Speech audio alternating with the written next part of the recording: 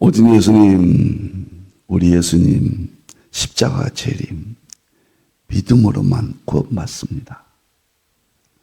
너무 좋습니다. 우리 예수님, 모든 성경은 예수님입니다.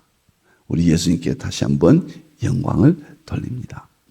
하나님의 말씀 정보, 예수님의 생명, 성령님의 기 에너지, 삼일체 하나님께 찬양과 경배와 영광을 세세토록 돌립니다. 세세 무궁토록 돌립니다. 삼일체 안에 성경과 신학과 과학과 철학과 이 세상 모든 것들을 용합하라. 그러기 위해서는 가죽 부대를 바꾸라. 복음의 본질은 포도주는 목숨처럼 지키고 자물쇠를 잠궈서 지키고 방법은 그것을 설명하는 것은 이해하는 방법은 가죽 부대는 바꾸라. 바꾸지 않으면 포도주까지 함께 버려진다. 예수님 말씀하셨잖아요. 마가복음 2장 22절이죠. 그리고 아시아 한국 신학을 새롭게 정립하라. 신학자가 되라, 과학자가 되라, 그리고 설계자가 되라. 신학자가 되라, 과학자가 되라, 전도자가 되라. 다 같이 삼일체 찬양 드리겠습니다.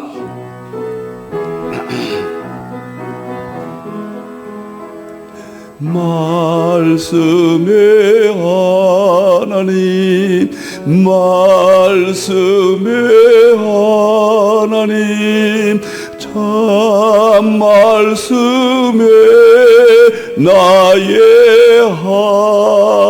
하나님, 생명의 예수님, 생명의 예수님, 참 생명의 나의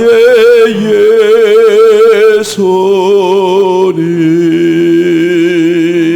능력의 성령님, 능력의 성령님, 참 능력의 나의 성령님.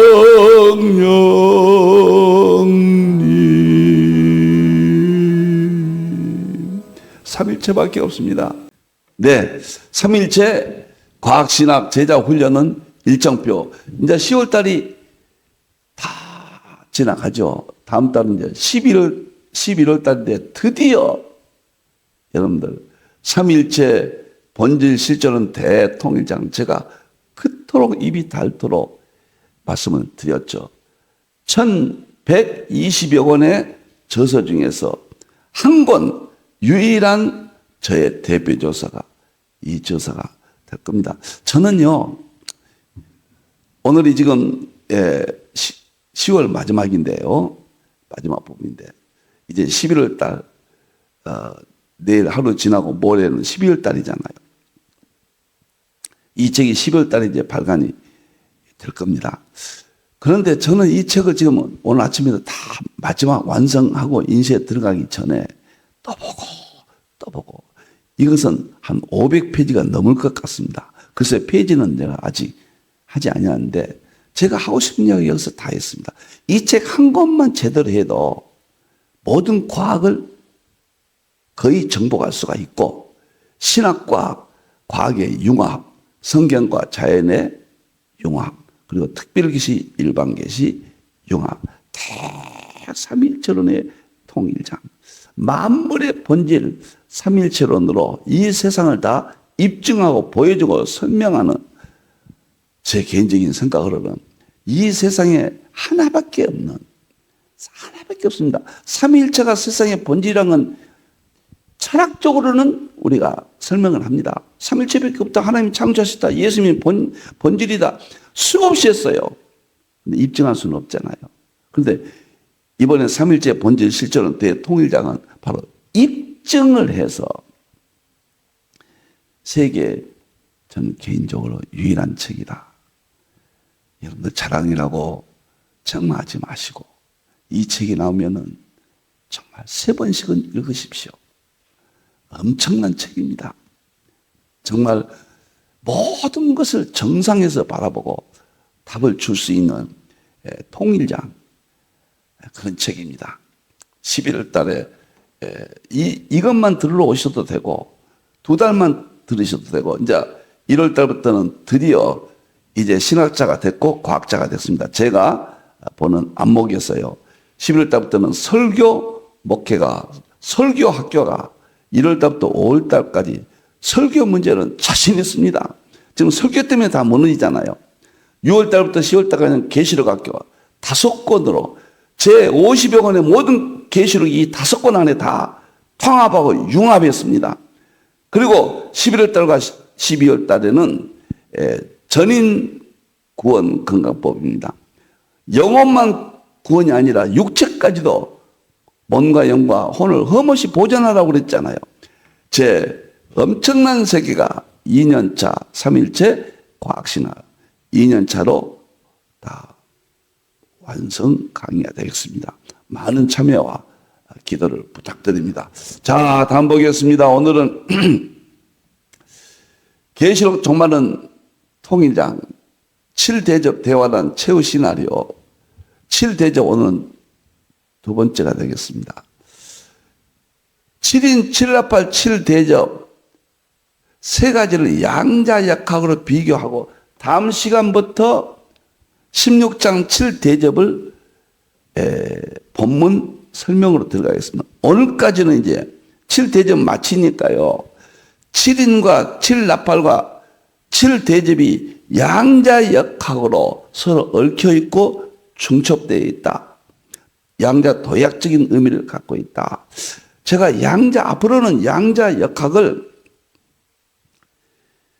세 가지 언어가 있거든요. 성경의 언어는, 구약의 언어는 상징 언어입니다. 동물, 식물, 천체계, 예수님이 양이다. 하나님이 소다, 비둘기다. 전부 이러잖아요. 이건 상징 언어라고 그래요. 구약은 예수님으로, 상징으로 바꾸지 아니하면은 완악한 자가 된다 그랬잖아요. 구약을 읽을 때 수건을 벗기라 그랬잖아요. 상징 언어입니다. 두 번째 언어가 신약이 와서 상징 언어 플러스 철학의 언어예요. 철학은 인식론 언어입니다. 세 번째 언어가 과학의 언어입니다. 특히 양자역학이 핵심이죠. 상징 언어, 철학의 언어, 과학의 언어가 융합돼서 이제는 계시록도, 설교도, 목회도, 신학도, 모든 삶도 세 가지 언어가 융합돼야 된다. 그런 의미에서 이제 계시록이 마치면서 앞으로는 계시록의 제 모든 강의가 과학적인 안목을 많이 사용할 겁니다. 언어를. 그래서 7대접을 양자역학과 7인 7나팔 7대접을 융합해서 오늘 설명을 좀 드리게 됐습니다. 자, 오늘 본문 들어가기 전에 계시록에 세 가지 구절이 있다고 그랬죠.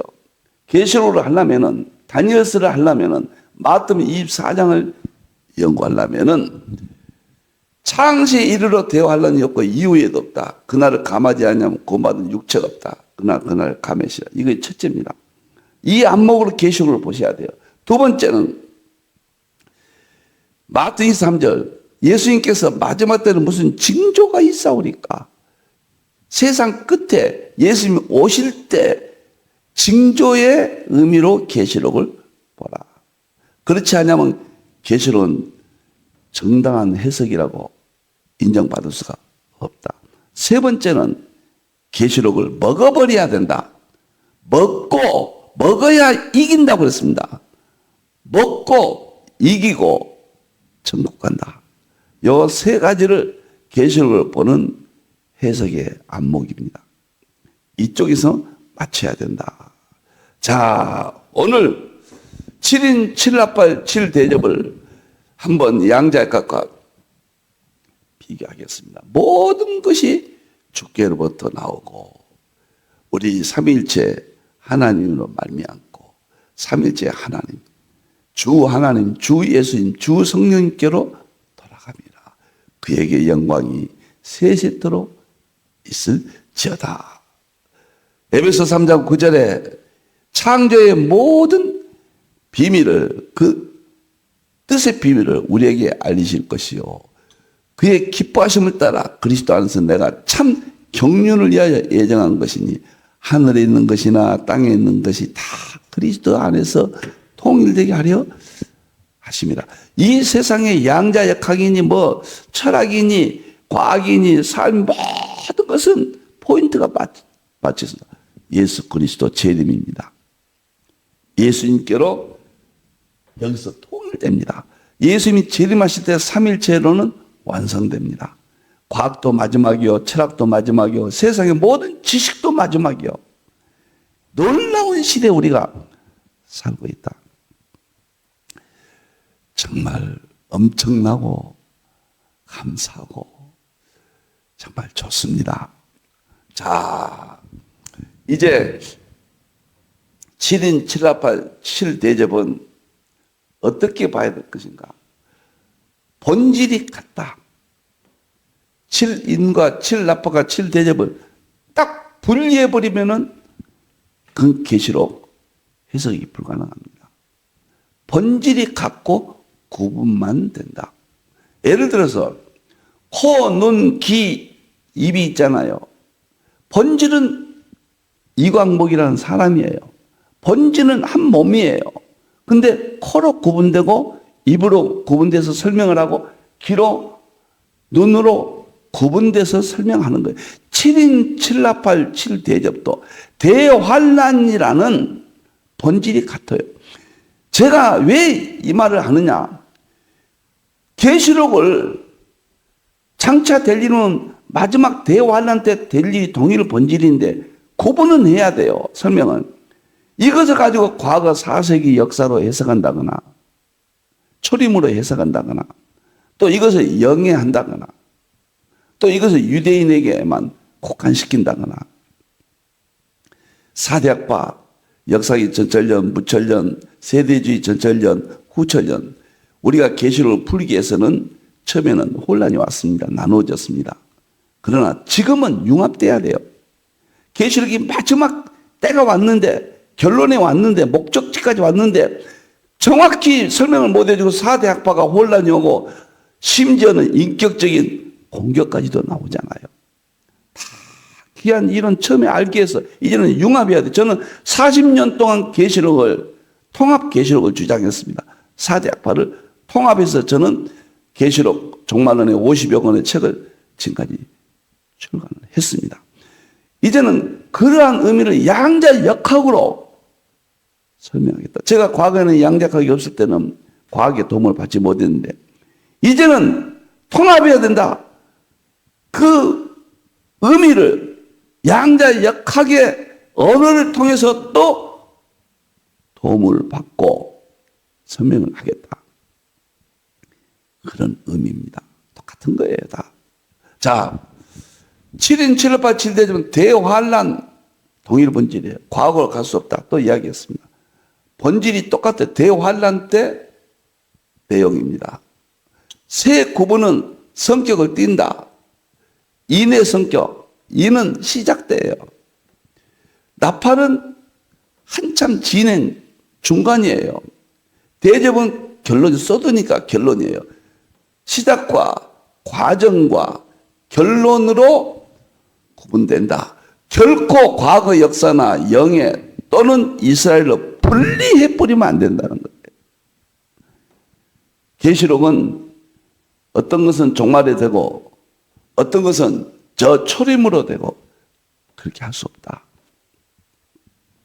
그래서 동일 본질 세 구분이다.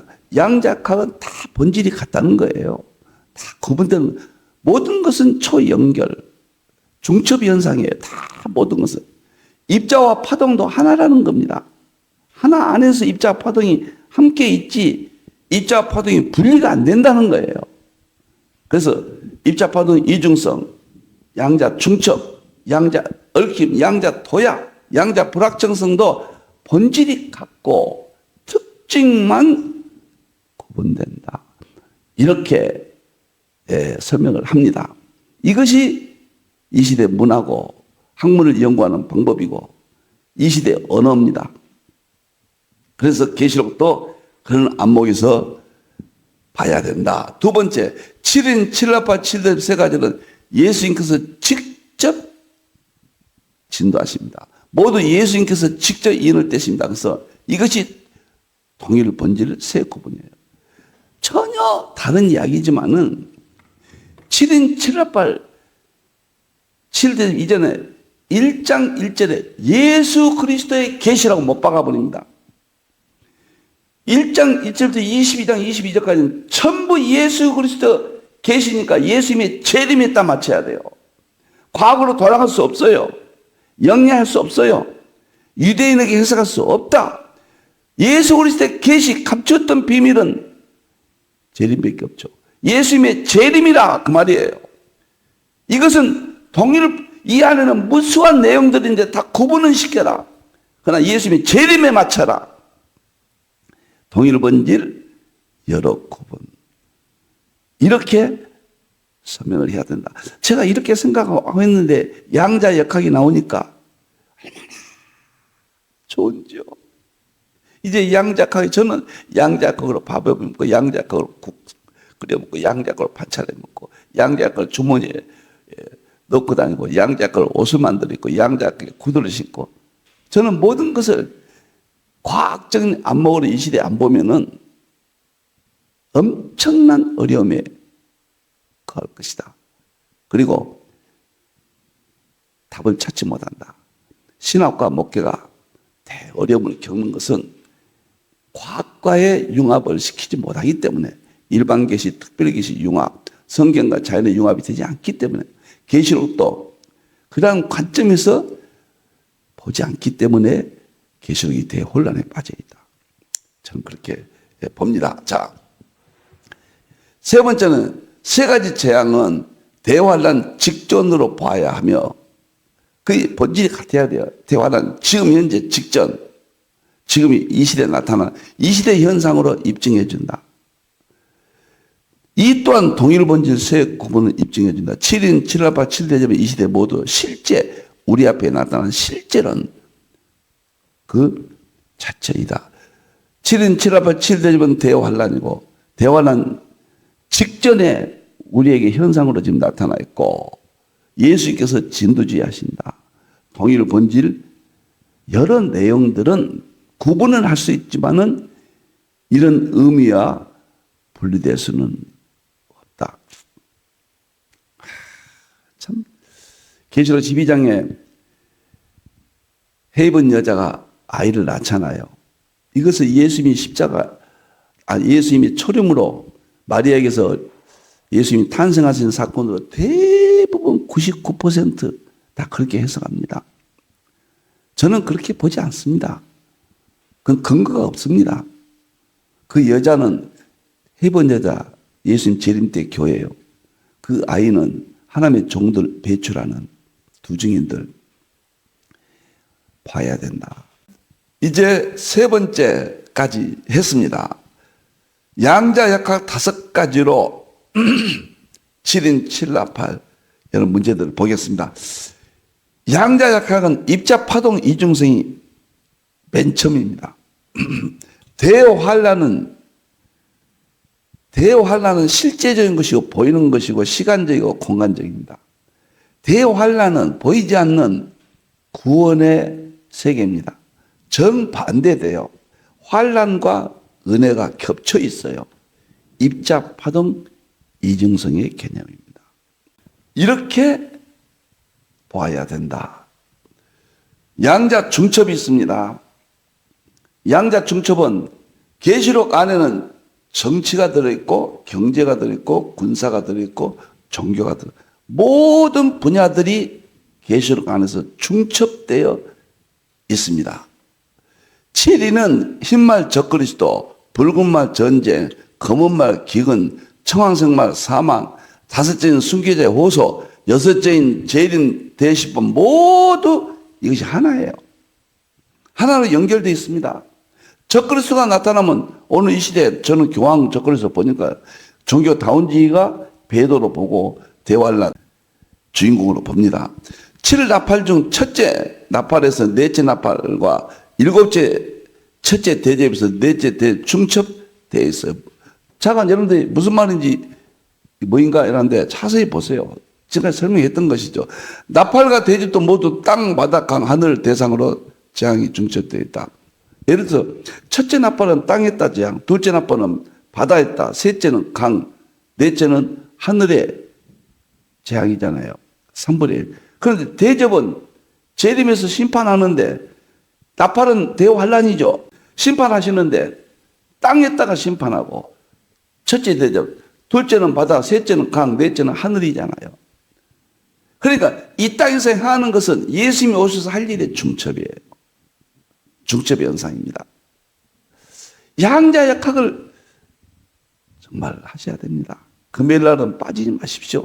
목요일 날과 엄청난 계시록은 좀 많이 나오고요. 유튜브 들어가 보니까 어떤 날은 몇 명이 들어왔어요. 한 달인가 그 안에요. 어느 날은요 하루에 이야 계시록은 관심이 많은데 계시록을 진심으로 완성하려면은 양자역학 하셔야 됩니다. 그 다음에 한국사 화요일날 들으셔야 돼요. 이게 다 양자, 중첩, 얽힘 현상으로 그냥 계시록을 적당히 하시려면은 적당히 해서 되겠습니까? 계시록을 먹어버리라고 그랬잖아요. 완전히 나는 먹어버리라 그 말을 예수님이 하신 말씀을 계시록 3장 20절 21절을 좀 전에 말씀드렸듯이 계시록으로 밥해 먹고 계시록 국 끓여 먹고 계시록 반찬해 먹고 계시록으로 옷을 해 입고 계시록 신발을 신고 제가 그렇게 말씀까지 드렸잖아요. 정말 양자역학을 하셔야 된다. 과학과 통합을 하셔야 된다. 양자 얽힘은 포괄적으로 온 우주 심판. 대환란은 환란 하나만이에요. 저 은하계 별들 태양까지 심판하는 거 얽혀 있어요. 하늘 심판, 이 세상 심판, 말 그대로 전방위적인 심판이다. 세부적이고 구체적으로는 이 지구의 모든 사람들, 동물, 식물 모두가 다 관련된다. 즉 이 세상의 온 우주의 모든 것이 대환란과 심판에 얽혀 있다는 것으로 양자 얽힘의 현상과 연결합니다. 아담이 범죄했어요. 대환란과 양자 얽힘이에요. 아담의 범죄는 원죄로 인간들이 범죄해서 하나님 배도하니까 심판하는 거거든요. 소돔과 고모라도 심판했잖아요. 사해바다 이스라엘. 그것도 양자 얽힘입니다. 그것도 미래에 대한 불심판의 연속종으로 예표적으로 보여주잖아요. 이 둘도 얽혀 있다. 불심판이다. 정말 엄청난 이야기입니다. 여러분들이요. 네 번째는 양자 도약음입니다. 흰말 적그리스도 배도가 전 우주적 심판으로 도약됩니다. 적그리스도 한 사람이 개인의 어떤 일이지만 전 우주적인 사건이 확대돼요. 그것을 도약이에요. 사도 2장 3절 8절 그랬잖아요. 불법의 사람이 배도하는 일이 있으면은 그때 심판한다. 예수님 재림하셔서 심판한다. 그 한 사건이 전체적인 사건으로 봐야 돼요. 그 한 사건으로만 끝나면 안 된다는 거죠. 도약이 어떻게 도약되는가? 얽힘, 중첩, 입자파동 이중성, 그리고 양자 도약. 제가 2주 전에 한강의 노벨상을 이야기했지 않습니까? 한강이 받은 노벨 문학상에 대해서 양자 얽힘이로 설교 한번 했습니다. 한강이 그 위대한 참 업적이 우리 한국 사회에 태고고 정말 온 국민이 기뻐 있잖아요. 이제 한국이 세계 중심으로 간다는 이야기잖아요. 근데 그것도 양자역학으로 보면 잘 밝혀집니다.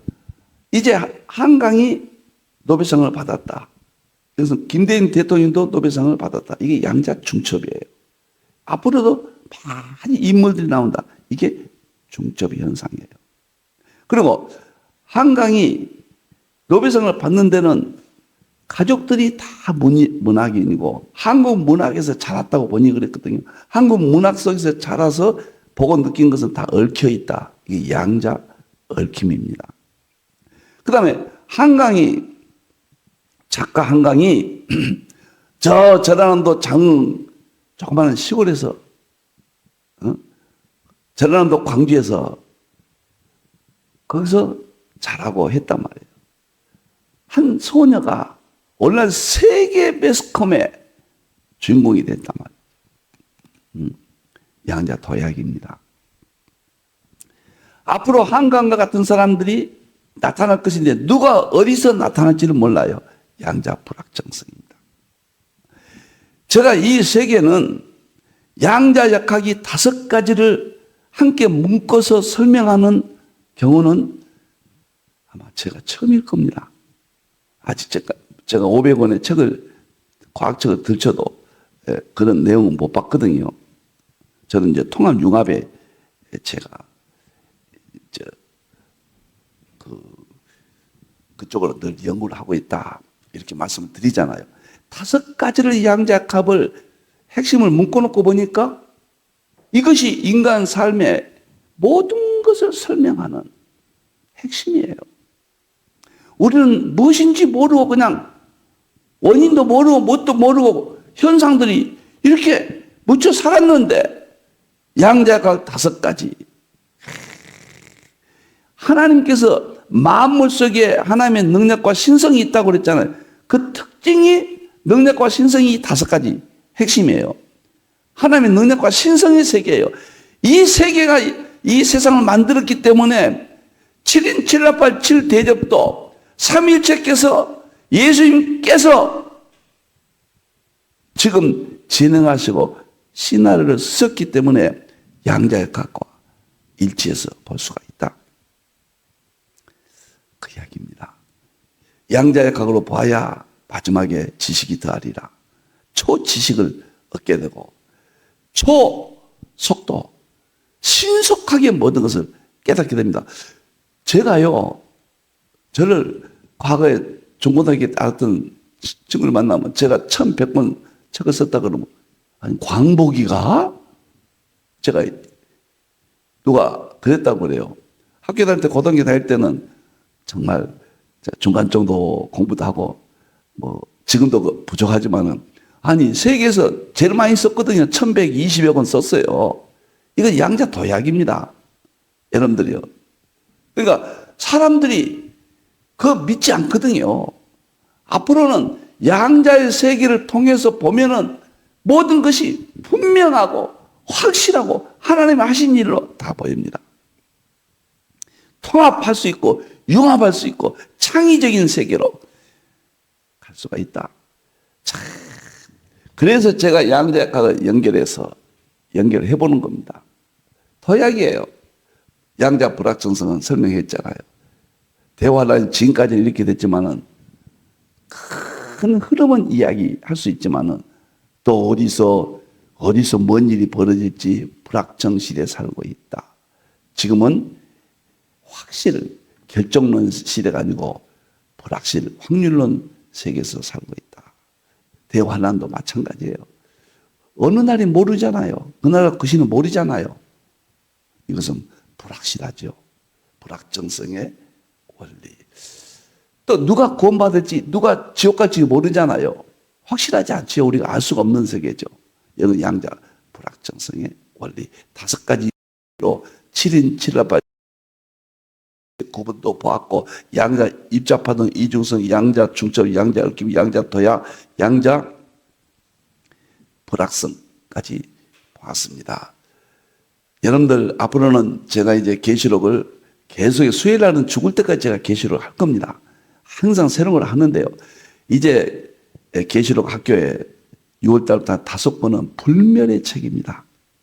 정말 엄청납니다. 과학과 삼일체와 계시록이 융합돼서, 양자과 융합돼서 제가 다 설명을 해 나갈 겁니다. 아마 세계에 정말 꿈 같은 일이 벌어질 겁니다. 저 심지어 그런 생각도 들어요. 이제 제 후배들은 이런 관점에서 신학을 완성하고 엄청난 노벨상급의 후배들이 많이 나오지 않겠는가. 그런 생각도 제가 해봅니다. 자, 이제 세 번째, 이런 시대에 우리는 어떻게 살아야 될 것인가? 세 번째, 양자 불확정성했습니다. 성경 예언의 경고를 대화하려는 작은 경고니까요. 5가지 성경 구절을 설명하고 마치겠습니다. 악한 자는 깨닫지 못합니다. 절대 깨닫지. 많은 사람이 연단을 받아 스스로 정결케 하며 회개할 것이나 악한 자는 다니엘서 12장 계시록이거든요. 악을 행하고 그 다음에 악한 자는 아무것도 깨닫지 못하고 오직 지혜 있는 자. 이건 적그리스도 세력. 이것은 하나님의 두 증인 헤이븐 여자 하나님의 교회입니다. 두 번째, 주의 날이 도적같이 임합니다. 언제 올지는 모르지만 평안하다 안전하다. 그때 임신하면은 대충은 알잖아요. 다음 달에. 근데 어느 날인지는 알 수가 없단 말이에요. 그래, 그날과 그 시는 모르지만 도적같이. 우리가 아이 낳을 때 어머니들 그러잖아요. 응? 배 아픔에 대해서. 응? 갑자기 아프다고 병원에 가잖아요. 제님도 그런다. 7인 7라빨 7대접을 잘 봐야 된다. 제가 7인 7라빨 7대접을 이제 앞으로 오늘 2번째니까 5번 하면 이제 마치고 책으로 출판해서 이것을 역사와 자연을 구수서의 양식을 찾았다. 에드워드가. 이건 계시록 역사로, 역사적인 의미로, 정치, 경제로 다 나오잖아요. 역사적인 의미로 제가 20권 안에 삽입이 됩니다. 정말 계시록을 이 시대로 보아라. 거기에 대한 입증이 되겠습니다. 세 번째, 어둠에 속하지 않으면 도둑같이 임하지 못합니다. 우리는 깨어있기 때문에 낮에 우리가 빛의 아들들이란 말이에요. 어둠에 속하지 않는단 말이에요. 낮에는 다 알잖아요. 주님 오심을 길을 알고 다 알게 된다. 대환란 때 이렇게 도둑같이 임하지 못하게 한다. 네 번째, 그러므로 예수님께서 깨어있으라. 마태복음 24장에 대환란을 쭉 이야기하시면서 42절에 그러므로 깨어있으라. 어느 날에 너희 주가 임하는지 너희가 알지 못함이니라. 그랬단 말이에요. 만일 집주인이 도둑이 어느 시각에 올 줄 알았다면 깨어있어 그 집을 뚫지 못하게 하였으리라. 깨어있으라. 마지막입니다. 계시록을 먹어버리라. 먹고 예언하라. 저는 3가지를 이야기합니다. 3일째로는 이제 먹어버리라. 3일째로 밥을 해먹고 3일째로 국을 끓여 먹고 3일째로 반찬을 해먹고 3일째 옷을 입어라. 두 번째는 계시록을 먹어버려라. 계시록으로 밥을 해먹고 계시록으로 국을 끓여 먹고 계시록으로 반찬을 해먹고 계시록 옷을 입어라. 세 번째는 과학에 먹어버려라. 과학은 우주 물리학, 양자역학, 연료학, 정보생명, 초과학 이거 먹어버려라.